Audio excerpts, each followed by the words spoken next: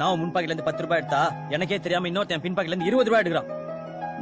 தோ தோ தோ இந்த வாட்டர் பியூரிஃபையர் இவன் தான் கொடுத்தான். வாழ்க்கை பூரா எந்த பிரச்சனையும் இல்லன்னா வாரம் பிரச்சனை. ஃபில்டர் மாத்தினே இருக்கிறேன்.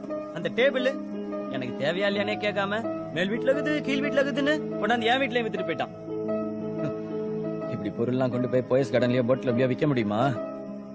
எப்படா கஷ்டப்பட்டு சம்பாதிக்கிற பணம் மாசம் 10,000 ரூபாய் காணாம போதேன்னு பார்த்தா அது ஒருத்தன் திருடல, 100 ரூபாயா 100 பேர் திருடுறான். கரெக்டரா? நம்மளாம் கூலிப்படதான். எங்க இங்க இருக்கிற ஒருத்தன் சொல்லு, போய் சொல்லாம ஏமாத்தாம பொருளை வித்தான் சொல்லுங்கடா. நம்மளாம் பொருளை வைக்கலடா, பொய்ய வித்துனுக்குறோம். இப்பெல்லாம் தயாரிக்கிறவனோட விக்ரம் அதிகமாயிட்டான். எது கிடைச்சாலும் நாம எப்படியாவது வித்துறோன்றதுனால அவனு எதை வேணாலும் எப்படி வேணாலும் தயாரிக்கலாம்னு முடிவு பண்ணிட்டான். அப்பா போதுண்டா இந்த கேவலமான பொழப்பு. எனக்கு இதுல வர காசும் வேணாம். இதெல்லாம் நீங்க புரிஞ்சுக்கினீங்களோ இல்லையோ